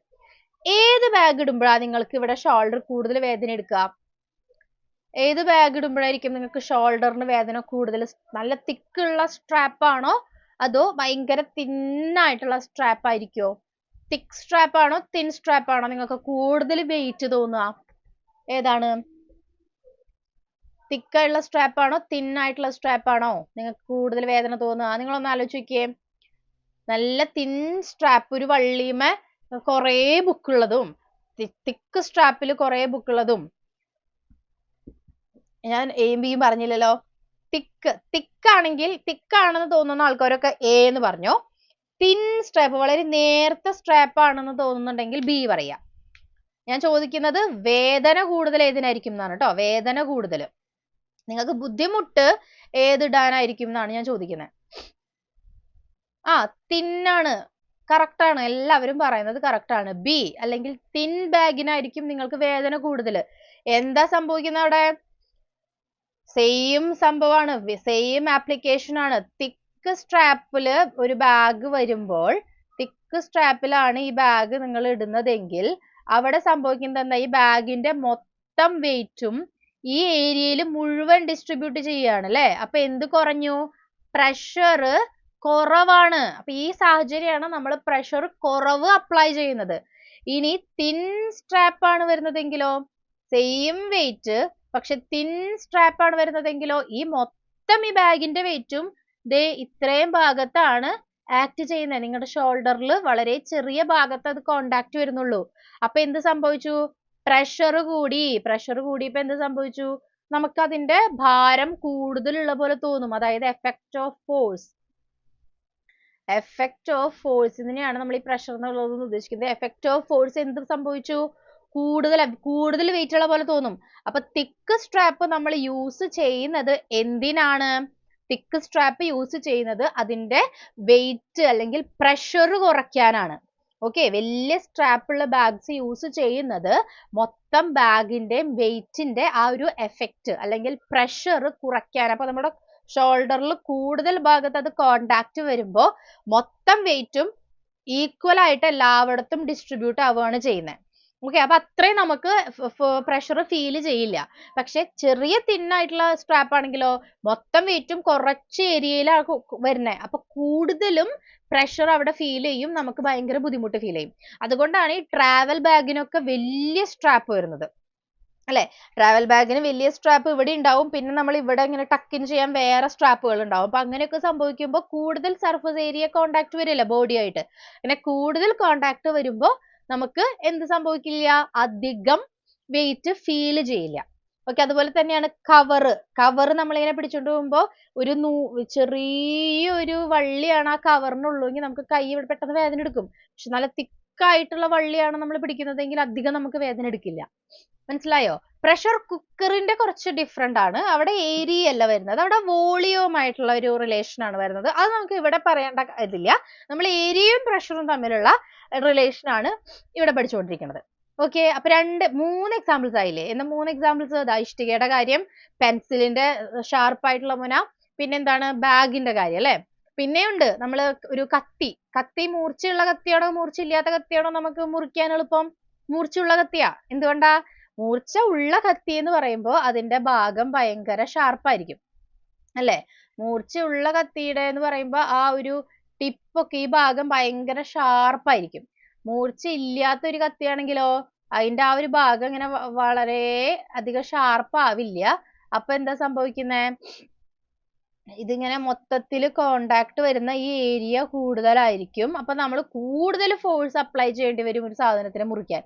മൂർച്ചയുള്ള കത്തിയാണെങ്കിലോ വളരെ ചെറിയൊരു ഭാഗമാണ് കോണ്ടാക്ട് വരുന്നുള്ളൂ. അപ്പൊ അധികം ഫോഴ്സ് അപ്ലൈ ചെയ്യണ്ട. ഇത് വളരെ ഇമ്പോർട്ടന്റ് ആയിട്ടുള്ള കാര്യം. ഇപ്പൊ നിങ്ങൾക്ക് ഇപ്പോൾ ഒരു NMMS എക്സാമിനാണെങ്കിൽ പോലും, അല്ലെങ്കിൽ വേറെ ഇനി നിങ്ങൾ അടുത്ത ക്ലാസ്സുകളിലേക്കൊക്കെ പോകുമ്പോൾ ഫിസിക്സ് ഒക്കെ പഠിക്കുമ്പോൾ നിങ്ങളിപ്പോ അമ്മയോട് പോയിട്ട് നിങ്ങൾക്ക് വേണമെങ്കിൽ വീട്ടിൽ പോയിട്ട് പറയാം, അമ്മയ്ക്ക് അറിയോ ഇത് എന്തുകൊണ്ടാ മൂർച്ച കൂടുതലുള്ള കത്തി കൊണ്ട് മുറിക്കാൻ സുഖം? എന്താ കാര്യം? അവിടെ നമ്മള് കൂടുതൽ എന്താണ് മർദ്ദം ഉപയോഗിക്കേണ്ട. അവിടെ മർദ്ദം ഓൾറെഡി കൂടുതലായിരിക്കും, കാരണം ഏരിയ കുറവാണ് അല്ലെ. അപ്പൊ ഇങ്ങനെയൊക്കെ പറയുമ്പോൾ നമ്മൾ വലിയ സംഭവം എന്ന് വീട്ടുകാർ വിചാരിക്കും. ഓക്കെ, അപ്പൊ ഇതൊക്കെ വളരെ രസകരമായിട്ട് പഠിക്കാവുന്ന കാര്യങ്ങളാണ്. അപ്പൊ അതാണ് പ്രഷർ ഏരിയ. അപ്പൊ ഞാൻ കുറെ എക്സാമ്പിൾസ് പറഞ്ഞു, വളരെ ഇൻട്രസ്റ്റിംഗ് ആയിട്ടുള്ള എക്സാമ്പിൾസ് ആയിരുന്നു. അപ്പൊ നമുക്ക് എല്ലാതും മനസ്സിലായി ഉണ്ടാവും എന്ന് വിചാരിക്കുന്നു. അപ്പൊ പ്രഷർ ഏരിയയും തമ്മിലുള്ള ബന്ധങ്ങളൊക്കെ മനസ്സിലായല്ലോ എല്ലാവർക്കും? ഓക്കെ, അപ്പൊ നമ്മൾ അടുത്തത് ഇനി ലിക്വിഡ് പ്രഷർ. അപ്പോ നമ്മൾ ഈ പറഞ്ഞ ഈ സോളിഡിന് മാത്രമല്ല, ലിക്വിഡിനും അതായത് ദ്രാവകത്തിനും അതിൻ്റെതായ ഒരു മർദ്ദമുണ്ട് ഇല്ലേ? ദ്രാവകത്തിന് മർദ്ദമുണ്ട്, ദ്രാവകത്തിന് നല്ലവണ്ണം മർദ്ദമുണ്ട്. അപ്പൊ അതിന്റെ ഒരു എക്സാമ്പിൾ ആണ് നിങ്ങൾ ഈ വാട്ടർ ബലൂണിന് വെള്ളം നിറയ്ക്കുന്നത്. വാട്ടർ ബലൂണിൽ വെള്ളം നിറയ്ക്കുമ്പോൾ കുറച്ച് വെള്ളം നിറയ്ക്കുന്നുള്ളൂങ്കിൽ അത് അധികം വലുതാകില്ല. കൂടുതൽ വെള്ളം നിറയ്ക്കുമ്പോൾ അത് എന്തുകൊണ്ടാണ് വലുതാകുന്നത്? വാട്ടർ ബലൂണിൽ വെള്ളം നിറയ്ക്കുന്നതിനനുസരിച്ച് ഇതിന്റെ വലിപ്പം കൂടി വരുന്നത് എന്തുകൊണ്ടാണ്? നിങ്ങൾ വാട്ടർ ബലൂൺ ഒക്കെ ഉപയോഗിച്ചിട്ടുള്ള ആൾക്കാരാവില്ലേ? വാട്ടർ ബലൂണിൽ വെള്ളം കൂടുതൽ നിറയ്ക്കുന്നതിനനുസരിച്ചിട്ട് അത് വലുതാവുന്നത് എന്തുകൊണ്ടാ? ഈ വെള്ളം ഇതിന്റെ ഉള്ളിലത്തെ ഈ വെള്ളത്തിന്റെ ആ വെയിറ്റ് കാരണം അത് എല്ലാ ഭാഗത്തേക്കും അത് ഫോഴ്സ് അപ്ലൈ ചെയ്യാണ്. നോക്കിയേ, ഒരു വാട്ടർ ബലൂൺ ഇതാ ഇങ്ങനെ ആദ്യം ഇത്രയേ ഉള്ളൂ, അതിലേക്ക് നിങ്ങൾ ഇങ്ങനെ വെള്ളം നിറച്ചുകൊണ്ടേയിരിക്കുകയാണെങ്കിൽ ഇതിലേക്ക് വരുന്ന വെള്ളം ഇതിന്റെ ഈ സർഫസിൽ, ഇതിന്റെ ഈ പ്രതലത്തിൽ ഇങ്ങനെ തള്ളിക്കൊണ്ടിരിക്കുക. അതിങ്ങനെ തള്ളിയാണ് അതിങ്ങനെ വലുതാവുന്നത് അല്ലെ. അപ്പൊ ആ വെള്ളം അതിന്റെ ഉള്ളില് പ്രഷർ അപ്ലൈ ചെയ്യുന്നത് കൊണ്ടാണ് ഇത് വലുതായി വരുന്നത് അല്ലെ. വലുതായി വരാൻ കാരണം ഈ വെള്ളം ഇതിന്റെ ഉള്ളിൽ അപ്ലൈ ചെയ്യുന്ന പ്രഷർ കൂടുന്നത്. Pressure exerted by a liquid column. Liquid column എന്ന് ഉദ്ദേശിക്കുന്നത് ഇങ്ങനെ നേരെ വരുന്ന ഒരു ലിക്വിഡിന്റെ ഇതിനെയാണ് ലിക്വിഡ് കോളം എന്ന് പറയുന്നത്. അത് ഹൈറ്റ് കൂടും തോറും കൂടും എന്നാ പറയുന്നത്. അതായത് നിങ്ങളൊരു കാര്യം ചിന്തിച്ചു നോക്കുക, ഇവിടെ ഒരു രണ്ട് പാത്രങ്ങൾ ഇരിക്കണു. ഓക്കെ, രണ്ട് പാത്രങ്ങൾ സെയിം സൈസിലുള്ള രണ്ട് പാത്രങ്ങൾ ഇരിക്കണു. ഇതിൽ ഇതാ ഇത്രേ വെള്ളമുള്ളൂ. ഇത്ര വെള്ളമുള്ളൂ. ഇതില് ഇവിടം വരെ വെള്ളമുണ്ട്. ഇത്രയും വെള്ളം ഉണ്ടെന്ന് വിചാരിക്കാം കേട്ടോ. അപ്പൊ ഇതിൽ ഏത് പാത്രത്തിന്റെ എന്നിട്ടാണ് പ്രതലത്തിലായിരിക്കും, ഏത് പാത്രത്തിന്റെ ഉള്ളിലായിരിക്കും കൂടുതലും പ്രഷർ ഉണ്ടാവുക? നിങ്ങളൊന്ന് ചിന്തിച്ചു നോക്കിയേ. ഏതിനായിരിക്കും? ടൈറ്റാൻ സബ്മറൈൻ മുങ്ങിപ്പോയത് പ്രഷറിൽ വരുന്ന വേരിയേഷൻസ് കാരണമാണ്. നമ്മൾ ഈ പ്രഷർ എന്ന് പറയുന്നത് വളരെ വളരെ വളരെ കോംപ്ലിക്കേറ്റഡ് ആയിട്ടുള്ള ഒരു സാധനമാണ്. നമ്മുടെ ശരീരത്തിൽ ഒരു അറ്റ്മോസ്ഫറിക് പ്രഷർ ഉണ്ട്. ഒരു മൊത്തം അറ്റ്മോസ്ഫിയർ, അത് വളരെ പ്രഷറിനെ പറ്റി പറഞ്ഞാൽ നമ്മൾ ഇപ്പോഴൊന്നും തീരില്ല. സബ്മറൈൻ മുങ്ങിപ്പോയതിന് കാരണം അവരുടെ ശരീരത്തില് പുറത്തുനിന്ന് അപ്ലൈ ചെയ്യപ്പെടുന്ന പ്രഷർ കൂടിയത് കൊണ്ടാണ്. മനസ്സിലായോ? നമ്മുടെ ശരീരത്തിൽ, നമ്മുടെ ഈ അറ്റ്മോസ്ഫിയർ എയർ നമ്മുടെ ശരീരത്തിൽ ഒരു പ്രഷർ അപ്ലൈ ചെയ്യുന്നുണ്ട്. ഓക്കെ, നമുക്കത് ഫീൽ ചെയ്യാത്തത് എന്തുകൊണ്ടാണ്? നമ്മുടെ ശരീരത്തിൽ ഓൾറെഡി ഒരു പ്രഷർ ഉണ്ട്. അപ്പൊ ഇത് രണ്ടും തമ്മിൽ ബാലൻസ് ആയി പോവുകയാണ്. ഓക്കെ, നമ്മൾ ഇനി വളരെ ഹൈ ആയിട്ടുള്ള മലയുടെ മുകളിലേക്കൊക്കെ കയറുകയോ അല്ലെങ്കിൽ കടലിന്റെ അടിയിലേക്കൊക്കെ പോവുകയോ ചെയ്യുമ്പോൾ നമ്മുടെ ശരീരത്തിലത്തെ പ്രഷറും നമ്മുടെ പുറത്ത് അനുഭവപ്പെടുന്ന പ്രഷറും തമ്മിലുള്ള ബാലൻസ് തെറ്റും. ഓക്കെ, ആ ബാലൻസ് തെറ്റുമ്പോഴാണ് നമുക്ക് ഈ ചെവിയിൽ നിന്ന് ബ്ലഡ് വരിക, മൂക്കിൽ നിന്ന് ബ്ലഡ് വരിക എന്നുള്ള പോലെയുള്ള പ്രശ്നങ്ങൾ ഉണ്ടാവുന്നത്. ഓക്കെ, അപ്പൊ അത് നമ്മൾ ഇവിടെ പറയുന്ന ഏരിയ ആയിട്ട് ബന്ധമുള്ള കാര്യമല്ല. അത് നമ്മുടെ ശരീരത്തിലത്തെ പ്രഷറും അന്തരീക്ഷത്തിലത്തെ പ്രഷറും, ശരീരത്തിന്റെ മർദ്ദവും അന്തരീക്ഷത്തിന്റെ മർദ്ദവും തമ്മിലുള്ള ഒരു സന്തുലിതാവസ്ഥ നഷ്ടപ്പെടുമ്പോഴാണ് എന്ത് സംഭവിക്കുന്നത്? ഈ പറഞ്ഞ പോലെ ടൈറ്റാനിനൊക്കെ സംഭവിച്ചത്. ആ ടൈറ്റാനിന്റെ, എൻ്റെ ഒരു അറിവിന്റെ പുറത്ത് പറയാൻ, എനിക്ക് മുഴുവനായിട്ട് അറിയില്ല, എനിക്ക് തോന്നുന്നത് ആ ഒരു സബ്മറൈനിന്റെ പുറത്ത് അനുഭവപ്പെട്ട പ്രഷർ കൂടുതലായി, നമ്മുടെ ടൈറ്റാനിന്റെ ഉള്ളിലത്തെ പ്രഷർ പെട്ടെന്ന് കുറഞ്ഞു. അതുകൊണ്ടാണ് ഈ പ്രഷർ കാരണം അത് ക്രഷ് ആയി പോയത്. പുറത്തു നിന്ന് നമ്മൾ ആരെങ്കിലും പിടിച്ചിട്ട് ഞെക്കി ഇങ്ങനെ ഞെക്കി കൊന്നു കഴിഞ്ഞാൽ അല്ലെങ്കിൽ ഞെക്കി പിടിച്ചു കഴിഞ്ഞാൽ എന്ത് സംഭവിക്കും? അതേ കാര്യമാണ് സംഭവിക്കുന്നത്. നമ്മൾ വിചാരിക്കുന്ന പോലെയല്ല. എയറിന്റെ പ്രഷർ എന്ന് പറയുന്നത് വളരെ കൂടുതലാണ്. നമ്മൾ വിചാരിക്കും എയറിന് എന്തുട്ട് ഇത്ര വലിയ പ്രഷറുള്ള, നല്ല പ്രഷർ ഉണ്ട്. പ്രത്യേകിച്ച് കടലിന്റെ അടിയിലും മലയുടെ മുകളിലൊക്കെ പോയാൽ നല്ല പ്രഷർ ഉണ്ട്. അപ്പൊ പിടിച്ചിങ്ങനെ ഞെരിക്കുന്ന പോലത്തെ പ്രഷർ അവിടെ അനുഭവപ്പെടും. ഈ രണ്ട് പ്രഷറും തമ്മിലുള്ള ഒരു ബാലൻസ് തെറ്റിക്കഴിഞ്ഞാൽ അതാണ് അവിടെ സംഭവിച്ചതെന്നാണ് എൻ്റെ ഒരു തോന്നൽ. എനിക്ക് മുഴുവനായിട്ടൊന്നും അറിയില്ല കേട്ടോ. നമ്മൾക്ക് നമ്മുടെ ശരീരത്തിൽ അത് സംഭവിക്കാത്തത് എന്തുകൊണ്ടാ? നമ്മുടെ ശരീരത്തിൽ ഒരു പ്രഷർ ഉണ്ട്. അന്തരീക്ഷത്തിന്റെ പ്രഷറും അതുമായിട്ട് സാധാരണ രീതിയിൽ ബാലൻസ് ആയി പോകുന്നു. ഈ നമ്മള് മല കയറുന്നവർക്കൊക്കെ ചെവി അടയുക, ബ്ലഡ് വരിക എന്നൊക്കെ പറയുന്നത് എന്തുകൊണ്ടാ? പ്രഷറിന് വരുന്ന ആ വേരിയേഷൻസ് കൊണ്ടാണ്. അതൊക്കെ നമുക്ക് പിന്നെ പറയാം. ഇത് പറയാം. ഇപ്പൊ നിങ്ങളോട് ഞാൻ ചോദിച്ചത് എന്താ? ഇതിൽ ഏതിനായിരിക്കും കൂടുതൽ പ്രഷർ ആക്ട് ചെയ്യുക എന്നുള്ളതാണ്. ഇത് എ, ഇത് ബി. എയിലാണോ ബിയിലാണോ കൂടുതൽ പ്രഷർ ഉണ്ടാവുക ഈ വെള്ളം കാരണം? എയിലാണോ ബിയിലാണോ ഈ വെള്ളം കാരണം കൂടുതൽ പ്രഷറുകൾ വരിക, പ്രഷർ ഉണ്ടാവുന്നത്? നിങ്ങളൊന്ന് ആലോചിച്ച് നോക്കിയേ. ബി ബി ബി ബി എല്ലാവരും ബി ആണ് പറയുന്നത്. ബിയിലാണ്. കാരണം എന്തുകൊണ്ടാ? Height of the water column. Height of the water column എന്ന് പറയുന്നത് ഇതാണ് ഇവിടുത്തെ ഹൈറ്റ്. ഇതാണ് ഇവിടുത്തെ വാട്ടർ കോളത്തിന്റെ ഹൈറ്റ്. കൂടുതൽ ഏതാ? ഇതാണ്. അപ്പൊ കൂടുതൽ ഹൈറ്റിനനുസരിച്ച് ഇങ്ങോട്ടേക്ക് അപ്ലൈ ചെയ്യപ്പെടുന്ന പ്രഷറും കൂടുതലായിരിക്കും. സിമ്പിൾ. കൂടുതൽ വെള്ളം ഉണ്ടെങ്കിൽ കൂടുതൽ അവിടെ എമൗണ്ട് ഉണ്ട്, കൂടുതൽ വെയിറ്റ് ഉണ്ട്. കൂടുതൽ വെയിറ്റ് എന്ന് പറഞ്ഞാൽ കൂടുതൽ ഫോഴ്സ്, കൂടുതൽ ഫോഴ്സ് എന്ന് പറഞ്ഞാൽ കൂടുതൽ പ്രഷർ. ഓക്കെ, അപ്പൊ thrust acting per unit area. വെള്ളത്തിലത്തെ ത്രസ്റ്റ് പെർ ഏരിയ ആണ് ലിക്വിഡ് പ്രഷർ എന്ന് പറയുന്നത്. ഒരു ദ്രാവകം കാരണമുള്ള ത്രസ്റ്റ് പെർ യൂണിറ്റ് ഏരിയ ആണ് ലിക്വിഡ് പ്രഷർ. ഇത് വളരെ എളുപ്പമാണ്. ലിക്വിഡിന്റെ ഹൈറ്റ് കൂടുന്നതിനനുസരിച്ച് എന്ത് സംഭവിക്കും? ഇതിന്റെ പ്രഷറും കൂടുതലായിരിക്കും. അത്രേ ഉള്ളൂ. ലിക്വിഡിന്റെ കോളത്തിന്റെ ഹൈറ്റ് കൂടുതൽ വെള്ളമുള്ള സാഹചര്യങ്ങളിൽ കൂടുതൽ പ്രഷർ ഉണ്ടാവും. ഇനി കൂടുതൽ വെള്ളം എന്ന് പറയുമ്പോൾ നിങ്ങൾക്ക് ചിലപ്പോൾ വേറൊരു കൺഫ്യൂഷൻ വരും. രണ്ട് പാത്രം, ഒരെണ്ണം എന്താ ഇങ്ങനെ നീണ്ടിട്ടുള്ള ഒരു പാത്രമാണേ, ഒരെണ്ണം എന്താ ഇത്രയും ഒന്ന് ചെറിയൊരു പാത്രമാണ്. ഓക്കെ, നമ്മൾ എമൗണ്ട് ആണ് നോക്കുന്നതെങ്കിൽ ഫസ്റ്റത്തെ ഈ എയിലായിരിക്കും കൂടുതൽ വെള്ളം അല്ലെ? ഇതിനേക്കാൾ കൂടുതൽ വെള്ളം എയിലായിരിക്കും. പക്ഷേ ഏതിലായിരിക്കും പ്രഷർ കൂടുതൽ? ബിക്കാണ് പ്രഷർ കൂടുതൽ. കാരണം എന്താ? ഹൈറ്റ് ആണ് നമ്മൾ നോക്കേണ്ടത്. സെയിം കാര്യം തന്നെ ഇവിടെ അപ്ലൈ ചെയ്യുന്ന പ്രഷർ കുറേ ഏരിയയിൽ സ്പ്രെഡ് ആയി പോകും. ഇവിടെ അപ്ലൈ ചെയ്യുന്ന ആ ഫോഴ്സ് കുറേ ഏരിയയിലും സ്പ്രെഡ് ആയി പോയിട്ടുണ്ട്. ഇവിടെ എല്ലായിടത്തും കോണ്ടാക്റ്റിലുള്ളതൊക്കെ സ്പ്രെഡ് ആയി പോയി. അപ്പൊ പ്രഷർ കുറഞ്ഞു. ഇവിടെ അപ്ലൈ ചെയ്യുന്ന പ്രഷറോ ആകെ ഇത്ര ഏരിയയിലേ ആക്ട് ചെയ്യുന്നുള്ളൂ. ഇവിടെ താഴെ മാത്രമല്ല ആക്ട് ചെയ്യുക കേട്ടോ, എല്ലാ സൈഡിലും ഒക്കെയും പ്രഷർ ആക്ട് ചെയ്യും. പക്ഷെ അപ്പോഴും എന്താ, ഏരിയ കുറവാ, അപ്പോ പ്രഷർ കൂടും. ഓക്കെ, അപ്പൊ ഹൈറ്റ് ആണ് നോക്കേണ്ടത്, എത്ര കൂടുതലുണ്ട് എന്നുള്ളതല്ല കേട്ടോ. ഓക്കെ, ഇത് ക്ലിയർ ആണല്ലോ.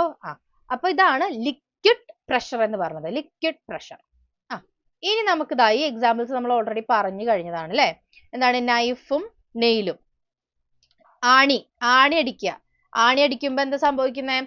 ആണി അടിക്കുമ്പോ വളരെ ഷാർപ്പ് ആയിട്ടുള്ള ഒരു ടിപ്പാണെങ്കിൽ ഒരൊറ്റടിക്ക് ആണി കയറിപ്പോവും. എന്തുകൊണ്ടാണ്? അവിടെ ആണിയുടെ ടിപ്പും ചുമരും തമ്മിൽ വരുന്ന ഏരിയ കുറവാണ്. അപ്പൊ ചെറിയൊരു ഫോഴ്സിന് പോലും മർദ്ദം, പ്രഷർ കൂടുതലായിരിക്കും, പെട്ടെന്ന് ആണി കയറിപ്പോകും. പക്ഷെ വളരെ ബ്ലണ്ട് ആയിട്ടുള്ള അല്ലെങ്കിൽ അധികം ഷാർപ്പ് അല്ലാത്ത ടിപ്പാണ് ആണിക്കുള്ളതെങ്കിൽ നമ്മൾ കൂടുതൽ ഫോഴ്സ് അപ്ലൈ ചെയ്താൽ മാത്രമാണ് ഇതിന്റെ ഉള്ളിലേക്ക് കയറുള്ളൂ. കാരണം അവിടെ സർഫസ് ഏരിയ ആണിയും ചുമരുമായിട്ട് കോണ്ടാക്റ്റിൽ വരുന്ന സർഫസ് ഏരിയ കൂടുതലാണ്.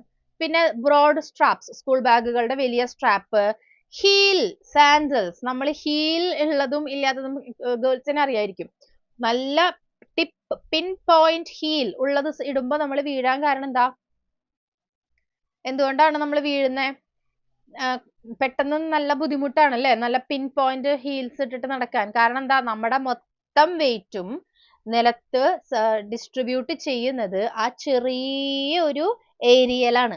മനസ്സിലായോ? ഹീൽസ് ഇടുമ്പോ അതാണ് സംഭവിക്കുന്നത്. നമ്മുടെ മൊത്തം വെയിറ്റും ഇപ്പൊ ഹീൽ ചെരുപ്പ് ഇങ്ങനെയാണ് വരുന്നതെങ്കിൽ ഈ ഒരു ചെറിയ ഏരിയയിലായിരിക്കും മൊത്തം വെയിറ്റും. ഈ ഒരു ഏരിയയിലും ഈ ഒരു ഏരിയയിലാണ് നമ്മുടെ മൊത്തം വെയിറ്റിനെയും ഡിസ്ട്രിബ്യൂട്ട് ചെയ്യുന്നത്. സ്വാഭാവികമായും നമുക്ക് ബാലൻസ് കിട്ടില്ല അല്ലെ, മൊത്തം വെയിറ്റിനെ ഈ ചെറിയ ഏരിയയിൽ. പക്ഷെ സാധാരണ ചെരുപ്പാണെങ്കിലോ മൊത്തം ഇത്രയും ഏരിയ ഉണ്ട് അല്ലെ, ഇത്രയും ഏരിയ അവിടെ വരുന്നുണ്ട്, അത് നമുക്ക് ബാലൻസ് കിട്ടും. ചെറിയ അപ്പൊ ഹീൽ സാൻഡൽസ്, ചെറിയ ഹീൽ ഉള്ളത് ഹൈ പ്രഷർ ആണ് നമ്മുടെ സാൻഡിൽ അല്ലെങ്കിൽ നിലത്ത് ആക്ട് ചെയ്യുന്നത്. അപ്പൊ ഈ ഹൈ ഹീൽസ് ഇട്ടിട്ട് നല്ല പൂഴി മണ്ണിൽ നടക്കാൻ പറ്റുമോ? നല്ല ബുദ്ധിമുട്ടാ. ഹീൽസ് ചെരുപ്പിട്ടിട്ട് പൂഴി മണ്ണിൽ നടക്കാന്ന് പറഞ്ഞാൽ നല്ല ബുദ്ധിമുട്ടാ. എന്തുകൊണ്ടാ? അത് കുഴിഞ്ഞു പോവും. മറ്റേ ചെരുപ്പ് അധികം കുഴിഞ്ഞു പോയില്ല. ഹീൽസ് ചെരുപ്പ് നല്ലപോലെ കുഴിഞ്ഞു പോകും. എന്തിനാ അത് ഇടുന്നത്? അത് ഓരോരുത്തരുടെ ഇഷ്ടമാണ്, അങ്ങനെ നമ്മൾ ചോദിക്കാൻ പാടില്ല. ഓക്കെ, അപ്പൊ നിങ്ങൾ പഠിച്ചു വരിക എന്ന് പറയുമ്പോൾ ഒരിക്കലും ചോദിക്കാൻ പാടില്ലാത്തൊരു കാര്യമാണ്. അതെന്തിനാ പിന്നെ അങ്ങനെ ചെയ്യണേ? അത് ചെയ്യുന്നതിന്റെ ആവശ്യങ്ങളുണ്ട്. നമ്മൾ മോഡൽസ് ഒക്കെ അല്ലേ അങ്ങനെ ഇടുന്നേ, അവർക്ക് അതിൻ്റെതായ ആവശ്യമില്ലേ? അല്ല, അവരുടെ പോസ്ചറും കാര്യങ്ങളൊക്കെ ശരിയാവണമെങ്കിൽ അങ്ങനത്തെ ഹീൽ ചെരുപ്പ് ഇടണം. ആവശ്യമുള്ളവർ ഇട്ടോട്ടെ, അവർക്ക് അത് കൊണ്ട് ബുദ്ധിമുട്ടുണ്ടെങ്കിൽ അവരത് അതിനനുസരിച്ച് ചെയ്തോളും. ബാലൻസ് വന്നു കഴിഞ്ഞാൽ കുഴപ്പമില്ല. ഈ ഹീൽ ചെരുപ്പ് ഇട്ടിട്ട് ഒരാളും മരുഭൂമിയിലേക്കും ബീച്ചിലേക്കും പോകാൻ പോണില്ല. ഓക്കെ, അത് ഇട്ട് പോവാൻ പറ്റുന്ന സ്ഥലത്തേക്ക് മാത്രമേ ആൾക്കാർ പോവുള്ളൂ. അത് ഓർത്ത് ആരും പേടിക്കണ്ട. ഹീൽ ചെരുപ്പ് ഇട്ടിട്ട് ആരെങ്കിലും ബീച്ചിലേക്ക് പോവോ? ഇല്ല. പോയാൽ നമുക്കത് നിർത്താൻ പറ്റില്ല. അത് അവരതിനനുസരിച്ചുള്ള കാര്യങ്ങൾ ചെയ്തോളും. ഇടുന്നത് ഇടുകയോ ഇടാത്തതയോ അതൊന്നും നമ്മൾ നോക്കേണ്ട കാര്യമില്ല. ഞാനൊരു എക്സാമ്പിൾ പറഞ്ഞതാണ്. എന്തിനാ അത് ഇടുന്നത്? എന്നാ പിന്നെ ഇടാണ്ടിരുന്നൂടെ? ആരെങ്കിലും നിങ്ങളോട് വന്ന് പരാതി പറഞ്ഞോ? അയ്യോ ഞങ്ങൾക്ക് ഇതിട്ട് കാലുവേദന ആരെങ്കിലും പറഞ്ഞോ? അങ്ങനെ പറഞ്ഞാ നിങ്ങൾ ചോദിച്ചോ എന്തിനാ ഇടുന്നേന്ന്? അല്ലാതെ ചോദിക്കണ്ട. ഞാനൊരു എക്സാമ്പിൾ പറഞ്ഞതാണ്. ഹീൽസ് ചെരുപ്പ് അതൊരു എക്സാമ്പിൾ ആണ്. നിങ്ങൾ അത് ഹീൽസ് ചെരുപ്പിനെ മാത്രം അത്രയും കാര്യമായിട്ട് കാണല്ലേ. ഹീൽസ് ഇട്ടാൽ പ്രഷർ, നിലത്ത് അപ്ലൈ ചെയ്യുന്ന പ്രഷർ ഈസ് ഭയങ്കര കൂടുതലായിരിക്കും. അതുകൊണ്ട് നമ്മൾ കുറച്ച് ലൂസ് സാൻഡിലൊക്കെ നടന്നു കഴിഞ്ഞാൽ നമുക്ക് താഴത്തേക്ക് കുഴിഞ്ഞു പോവും. അത് എന്തുകൊണ്ടാണ് എന്നുള്ളതാണ് നമ്മൾ ഇവിടെ പഠിക്കേണ്ടത്. എന്തിനാണ് ആ ചെരുപ്പിടുന്നത് എന്നല്ല നമ്മളിവിടെ പഠിക്കേണ്ടത്. എന്താണ് അതിന്റെ പിന്നിലുള്ള ഫിസിക്സ് എന്ന് മാത്രം നോക്കിയാൽ മതി. അതെന്തുകൊണ്ടാണ്? ഏരിയ കുറവാണ്, മർദ്ദം കൂടുതലാണ്. സോ അതുകൊണ്ടാണ് അത് കുഴിഞ്ഞു പോകുന്നത്. ബാക്കി ചെരുപ്പിടുമ്പോൾ അങ്ങനെ പോകാത്തത് എന്തുകൊണ്ടാണ്? ഏരിയ കൂടുതലാണ്, അപ്പൊ മർദ്ദം കുറവായിരിക്കും. അതുകൊണ്ട് അത്രയും അവിടെ എഫക്ട് ഓഫ് ഫോഴ്സ് ഉണ്ടാവുകയില്ല. ഓക്കെ, അതാണ്. ടീച്ചർ ഇടുമെന്നൊക്കെ ചോദിക്കുന്നുണ്ട്. ഞാൻ ഇടാറുണ്ട്. പിൻ പോയിന്റ് ഒന്നും ഇടാറില്ല. അത് എന്തുകൊണ്ടാ? അത് ഇട്ടിട്ടുള്ള പരിശീലനം ഇല്ലാത്തത് കൊണ്ടാണ്. ഹീൽസ് ഒക്കെ ഇടാറുണ്ട് കേട്ടോ. അത് ആവശ്യമുള്ളവർക്കൊക്കെ ഇടാം. അതിപ്പോ ആരെങ്കിലും വന്ന് നിങ്ങൾ എന്തിനാ ഇടുന്നേ എന്ന് ചോദിച്ചു കഴിഞ്ഞാൽ അതൊന്നും നമ്മൾ പറയണ്ട അല്ലേ. ഓക്കെ, അപ്പോ ഇത്രയുമാണ് ഈ ചാപ്റ്ററിലുള്ളത്. പിന്നെ നമ്മൾ ഒരു കാര്യം കൂടി ഇതിൽ പഠിക്കാനുണ്ട്. അപ്പൊ ഇതിന്റെ മലയാളം കൂടി ഇവിടെ കൊടുത്തിട്ടുണ്ട് കേട്ടോ. സ്കൂൾ ബാഗിന്റെ രീതിയിലുള്ള സ്ട്രാപ്പ്, കൂർത്ത കാൽച്ചെരുപ്പുകൾ, ഇതൊക്കെയാണ് ഇതിന്റെ എക്സാമ്പിൾസ് പറഞ്ഞിട്ടുള്ളത്. ഓക്കെ, അപ്പൊ ഇതാണ് വേറൊരു ഇമ്പോർട്ടന്റ് ആയിട്ടുള്ള ഫോർമുല ഇവിടെ പഠിക്കാനുള്ളത്. എന്താണ്? Height of the liquid column H ആണെന്ന് വിചാരിക്കുക. Height of the liquid column എന്താന്ന് നമ്മൾ പറഞ്ഞാൽ ഇത്രയാണ് ലിക്വിഡ് ഉള്ളൂ. പാത്രത്തിന്റെ വലിപ്പമല്ല ഹൈറ്റ്, അതിൽ എത്രത്തോളം ലിക്വിഡ് ഉണ്ട് എന്നുള്ളതിനെയാണ് ഈ ലിക്വിഡ് കോളത്തിന്റെ ഹൈറ്റ് എന്ന് പറയുന്നത്. അപ്പൊ ഇവിടെ ഇതാണെങ്കിൽ ഇവിടെ ഇതാണ് ഹൈറ്റ്, ഇതാണ് ഹൈറ്റ്. ഓക്കെ, പാത്രത്തിന്റെ ഹൈറ്റ് അല്ല, എത്രത്തോളം അതിൽ വെള്ളമുണ്ട് എന്നുള്ളതിന്റെ. If the height of the liquid column എച്ചും ഡെൻസിറ്റി സാന്ദ്രത. എന്താണ് ഡെൻസിറ്റി? സാന്ദ്രത കേട്ടിട്ടുണ്ടോ നിങ്ങൾ? സാന്ദ്രത എന്നുള്ള വാക്ക്, density, density of liquid. Density അല്ലെങ്കിൽ സാന്ദ്രത എന്ന് പറയുന്നത് മാസ് ഡിവൈഡഡ് ബൈ വോളിയം ആണ്. അതായത് ഒരു വലിയൊരു സാധനത്തില് അതില് അതിന്റെ മാസിനനുസരിച്ച് ഇതിന്റെ മൊത്തം മാസും എങ്ങനെയാണ് ഡിസ്ട്രിബ്യൂട്ട് ചെയ്തിട്ടുള്ളത് എന്നുള്ളതാണ് സാന്ദ്രത എന്ന് പറയുന്നത്. ഹൈറ്റ് കൂടുന്നതിനനുസരിച്ച് ലിക്വിഡ് പ്രഷർ കൂടും. ഹൈറ്റ് കൂടുക എന്ന് പറഞ്ഞാൽ ലിക്വിഡിന്റെ ഹൈറ്റ് കൂടുതലാണെങ്കിൽ ലിക്വിഡ് പ്രഷർ കൂടുതലായിരിക്കും. സാന്ദ്രത എന്താണ്? ഡെൻസിറ്റി എന്താണ്? ഒരു ഒബ്ജക്റ്റിന്റെ ടോട്ടൽ വോളിയത്തിൽ അതിന്റെ മാസ് എങ്ങനെയാണ് ഡിസ്ട്രിബ്യൂട്ട് ചെയ്തിട്ടുള്ളത്, മാസ് പെർ യൂണിറ്റ് വോളിയം. അതായത് ഇത്രയും പോകുന്ന ഒരു കല്ല്, ആ കല്ലിന്റെ വെയിറ്റ് എന്ന് പറയുന്നത് 10 കിലോ ആണെങ്കിൽ അതിന്റെ ഓരോ യൂണിറ്റ് വോളിയത്തിലും, ഏരിയ അല്ല വോളിയത്തിലും എത്രത്തോളം മാസ് ഉണ്ട്, അതിനെങ്ങനെയാണ് ആ മാസിനെ ഡിസ്ട്രിബ്യൂട്ട് ചെയ്തിട്ടുള്ളത്, അതാണ് സാന്ദ്രത അല്ലെങ്കിൽ ഡെൻസിറ്റി എന്ന് പറയുന്നത്.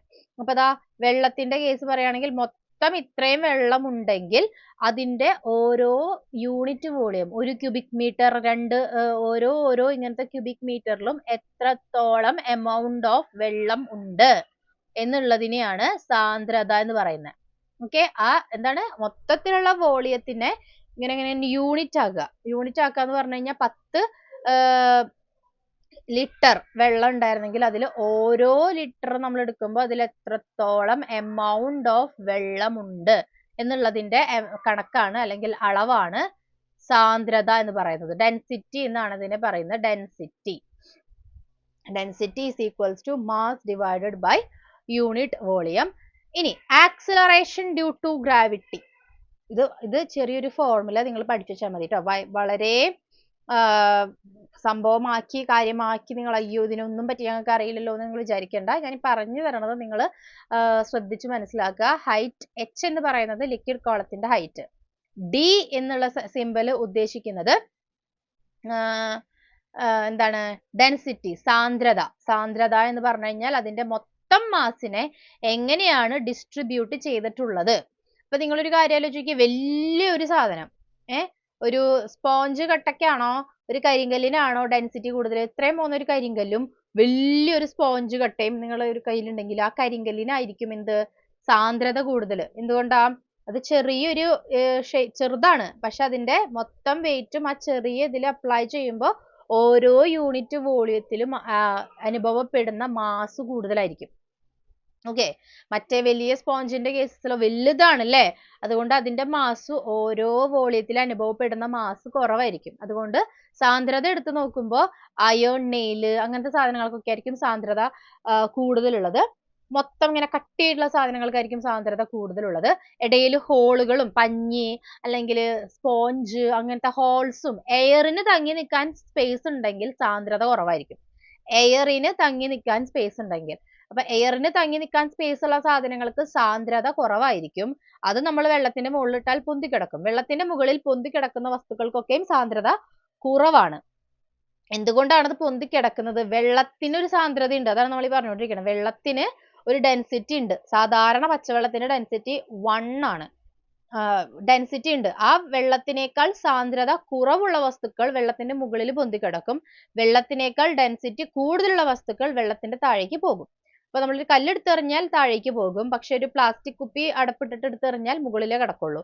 ആരും പ്ലാസ്റ്റിക് എടുത്ത് വെള്ളത്തിലേക്ക് എറിയരുത്. ടീച്ചർ പറഞ്ഞിട്ടാണ് വെള്ളത്തിലേക്ക് പ്ലാസ്റ്റിക് എറിഞ്ഞതെന്ന് പറയാനായിട്ട്. ഒരു സ്പോഞ്ചിന്റെ കഷ്ണം വെള്ളത്തിലിട്ടാൽ അത് പൊന്തി കിടക്കുന്നത് വെള്ളത്തിനേക്കാൾ സാന്ദ്രത കുറവാണ് സ്പോഞ്ചിന്. അല്ലെങ്കിൽ പഞ്ഞിയിൽ വെള്ളം കയറി അത് താന്നു പോകും, കാരണം അതിന്റെ എയർ ഗ്യാപ്പുകളിലേക്കൊക്കെ വെള്ളം കയറി വരുന്നത് കൊണ്ടാണ്.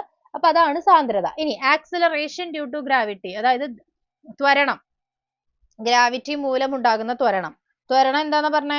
ഈ ആക്സിലറേഷൻ ഡ്യൂ ടു ഗ്രാവിറ്റി എന്ന് പറയുന്നത് നമ്മൾ ഗ്രാവിറ്റേഷണൽ ഫോഴ്സ് പഠിച്ചില്ലേ? എന്താ? ഏതൊരു വസ്തുവും തമ്മിൽ ആക്ട് ചെയ്യുന്ന ഫോഴ്സ്, അല്ലെങ്കിൽ കുറച്ചും കൂടി എളുപ്പത്തിൽ പറയുകയാണെങ്കിൽ ഒരു സാധനം താഴേക്ക് വീഴുന്നത്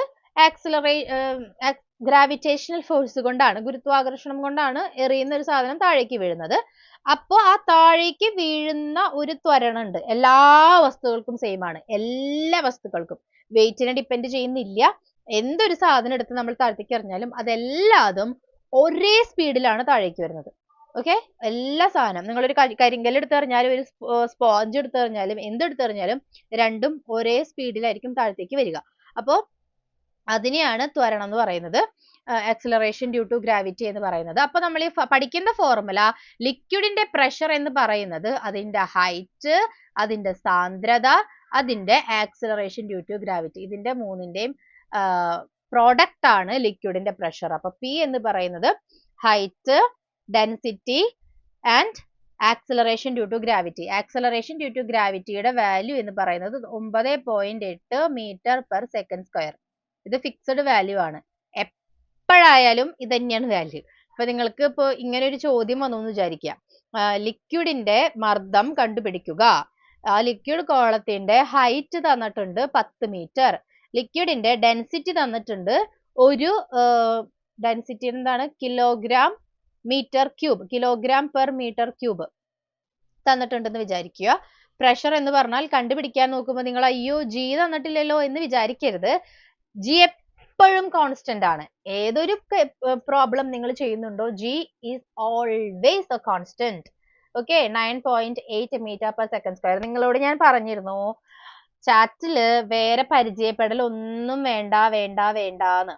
നിങ്ങളിവിടെ ഞാൻ ക്ലാസ് എടുത്തിരിക്കുമ്പോ അവിടെ എന്നെ അറിയോ, ഞാൻ ഇവിടെയാ പഠിക്കണേന്ന് പറഞ്ഞ് പരിചയപ്പെട്ടുകൊണ്ടിരിക്കുക. അപ്പൊ ഞാൻ പിന്നെ ആർക്കാ ക്ലാസ് എടുക്കണേ? ഇവിടെ ശ്രദ്ധിക്കുക കേട്ടോ എല്ലാവരും. വേറെ ഒരു സംസാരവും വേറെ എവിടെയും വരണ്ട. കണ്ടോ, ദാ ഇവിടെ ഐശ്വര്യയും പിന്നെ അമയും തമ്മിലാണോ സംസാരം? അതൊക്കെ നിങ്ങള് ഗ്രൂപ്പിൽ നിന്ന് നമ്പർ എടുത്തിട്ട് പ്രൈവറ്റ് ആയിട്ട് സംസാരിച്ചാൽ മതി. വേറെ യാതൊരു സംസാരങ്ങളും വേണ്ട. നിങ്ങൾ ഇവിടെ ഇരുന്ന് സംസാരിച്ചുകൊണ്ടിരിക്കുക ക്ലാസ് എടുക്കുമ്പോ. ഇവിടെ ശ്രദ്ധിക്കുക കേട്ടോ. അപ്പൊ എന്താണ്, height multiplied by density multiplied by G. ജിയുടെ value always 9.8 metre per second square ആണ്. ചില സാഹചര്യങ്ങളിൽ നമ്മൾ അത് 10 ആയിട്ട് കൺസിഡർ ചെയ്യാറുണ്ട് എളുപ്പത്തിന് വേണ്ടിയിട്ട്. 9.8നേക്കാൾ എളുപ്പമല്ലേ 10 കൊണ്ട് ഗുണിക്കാൻ. അതിന് വേണ്ടിയിട്ട് ചില സാഹചര്യങ്ങളിൽ 10 ആയിട്ട് കൺസിഡർ ചെയ്യാറുണ്ട്. അപ്പൊ ഇതോടുകൂടി നമ്മുടെ ഈ ചാപ്റ്റർ കഴിഞ്ഞു. ഫോഴ്സ് ആൻഡ് പ്രഷർ എന്ന് പറയുന്ന ചാപ്റ്റർ അവസാനിച്ചു. ഇനി നമ്മൾ കുറച്ച് ക്വസ്റ്റ്യൻസ് ഡിസ്കസ് ചെയ്യാം എന്നാണ് ഞാൻ വിചാരിച്ചിട്ടുണ്ടായിരുന്നത്. ഞാൻ നോക്കട്ടെ, ക്വസ്റ്റ്യൻസ് ഞാൻ ഇതിൽ ആഡ് ചെയ്തിട്ടില്ല, നിങ്ങളോട് ചോദിക്കാം എന്ന് ഞാൻ വിചാരിച്ചത്. അപ്പോ ചോദിച്ചിട്ട് നമുക്ക് ഇനി അടുത്ത ചാപ്റ്റർ തുടങ്ങാൻ ഇന്നിപ്പോ സമയം ഉണ്ടാവും എന്ന് തോന്നുന്നില്ല. അപ്പൊ നമ്മൾ അടുത്ത ചാപ്റ്റർ അടുത്ത ക്ലാസ്സിൽ ഫ്രഷ് ആയിട്ട് സ്റ്റാർട്ട് ചെയ്യും. അടുത്ത ക്ലാസ്സിൽ നമ്മൾ സ്റ്റാർട്ട് ചെയ്യുന്നത് ആക്ച്വലി പുതിയ മാത്സ് ചാപ്റ്റർ ആയിരിക്കും കേട്ടോ. NMSന്റെ പുതിയ മാത്സ് ചാപ്റ്റർ അടുത്ത ക്ലാസ്സിൽ സ്റ്റാർട്ട് ചെയ്യും. ഓക്കെ, അപ്പൊ നമ്മുടെ ക്വസ്റ്റ്യൻ ഞാനൊന്ന് എടുക്കട്ടെ. ക്വസ്റ്റ്യൻസ് ചോദിച്ചാൽ ഉത്തരം പറയുമല്ലോ അല്ലെ എല്ലാവരും? പറയില്ലേ? ഇപ്പൊ ഇതുവരെ പഠിച്ച കാര്യങ്ങളൊന്നും മാത്രമേ ചോദിക്കുള്ളൂ. അപ്പൊ എല്ലാവരും ഉത്തരം പറയാം കേട്ടോ.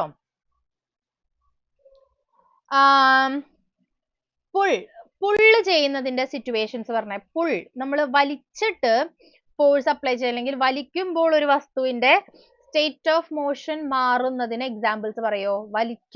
വലിക്കുന്നതിന് എക്സാമ്പിൾസ്. എപ്പോഴൊക്കെയാണ് വലിക്കുക എന്നുള്ള ഒരു പ്രയോഗം അല്ലെങ്കിൽ നമ്മൾ ആ ഫോഴ്സ് അപ്ലൈ ചെയ്യുന്നത്? ഫോഴ്സ് എന്ന് പറയുന്നത് പുള്ളും പുഷും ആണെന്ന് നമ്മൾ പറഞ്ഞു.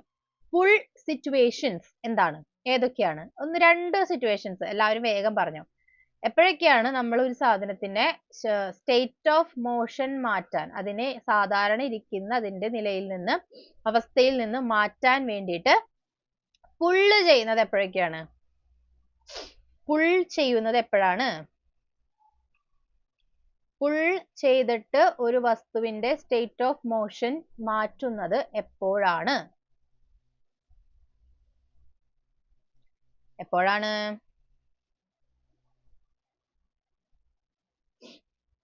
പുൾ നമ്മൾ പുൾ ചെയ്യുന്നത് door pulling, opening A door, വലിക്കുക അല്ലെ? നമ്മൾ വാതിൽ വലിച്ചു തുറക്കുമ്പോൾ എന്താ സംഭവിക്കാം? അത് ഓൾറെഡി റെസ്റ്റിൽ ഇരുന്ന സാധനം എന്താ സംഭവിക്കുന്നത്? തുറന്നു വരും. അപ്പൊ അതിന്റെ സ്റ്റേറ്റ് ഓഫ് മോഷൻ മാറിയില്ലേ? അപ്പൊ സ്റ്റേറ്റ് ഓഫ് മോഷൻ മാറാൻ നമ്മൾ എന്താ ചെയ്തേ? പുള്ള് ചെയ്തു അല്ലെ. അതുപോലെ ടേബിൾ വലിച്ചു ചെയ്യാം, ശരിയാണ്. അല്ലെങ്കിൽ ഡ്രോവർ, ഒരു ഡ്രോവർ നമ്മൾ തുറക്കുന്നതോ, നാരങ്ങ പിഴിയുന്നത് എങ്ങനെയാ വലിക്കുന്നതിന് എക്സാമ്പിൾ ആവുന്നേ? നാരങ്ങ പിഴിയുമ്പോ അതിന് സ്റ്റേറ്റ് ഓഫ് മോഷൻ മാറുന്നുണ്ടോ? നാരങ്ങ ഇരുന്നോടത്തുനിന്ന് നീങ്ങി പോവോ? ഇല്ല. അവിടെ എന്താ മാറുന്നത്? ഷേപ്പ് ആണ് മാറുന്നത്. ഞാൻ ചോദിച്ചത് സ്റ്റേറ്റ് ഓഫ് മോഷൻ, അതായത് ഇരുന്നോടത്തു നിന്ന് അത് നീങ്ങി പോവുകയോ നീങ്ങുന്നിടത്തുനിന്ന് അത് അതിന്റെ റെസ്റ്റിലേക്ക് വരികയോ അല്ലെങ്കിൽ അതിന്റെ ഡയറക്ഷൻ മാറുകയോ അങ്ങനെ എന്തെങ്കിലും സംഭവിക്കുന്നുണ്ടോ എന്നാണ് ഞാൻ ചോദിച്ചത്. ഒരു ഡ്രോവർ തുറക്കണമെങ്കിൽ we have to pull it. അല്ലെങ്കിൽ വേറെ വലിയൊരു എക്സാമ്പിൾ ഉണ്ട്, വെള്ളം കോരുന്നത്.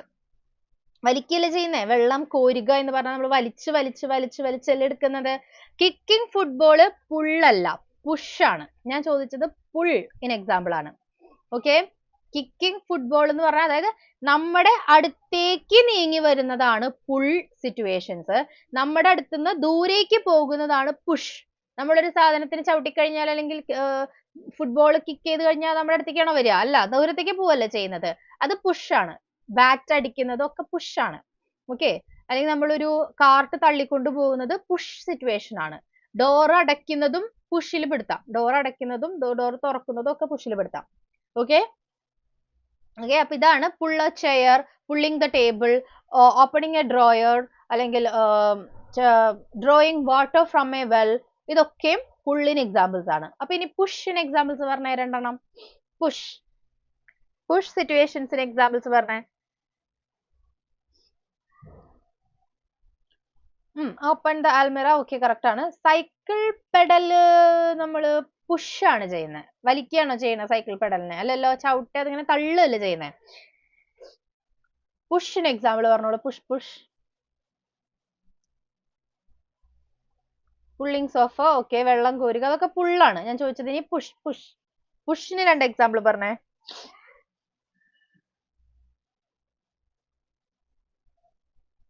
Push A door, kick A football, okay, അതൊക്കെയാണ് പുള്ളിന് എക്സാമ്പിൾ. പിന്നെ അപ്പൊ അതൊക്കെ ഓക്കെ ആയില്ലേ?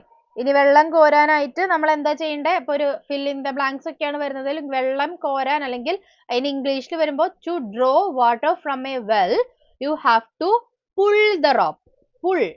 പുൾ ദ റോപ്പ്, വലിക്കുക ചെയ്യണ്ടേ. കയറിനെ പിടിച്ച് തള്ളാണോ ചെയ്യണേ? അല്ല, വലിക്കുക ചെയ്യുന്നത്. Pull A rope. ഓക്കെ, അപ്പൊ നിങ്ങൾ പുഷിന് പറയുന്ന എക്സാമ്പിൾസ് ഒക്കെ ഞാൻ കാണുന്നുണ്ട്. ഓക്കെ ആണ്.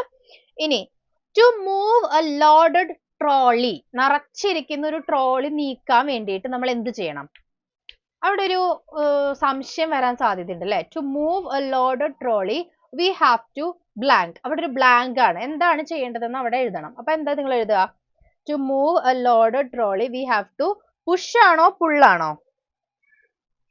ഒരു ലോഡഡ് ട്രോളിനെ നീക്കാൻ വേണ്ടിയിട്ട് പുഷ് ആണോ ചെയ്യേണ്ടത് പുള്ളാണോ ചെയ്യേണ്ടത്? To move a loaded trolley എന്താ ചെയ്യേണ്ടത്? പുഷ് ആണോ ചെയ്യേണ്ടത് പുള്ളാണോ ചെയ്യേണ്ടത്?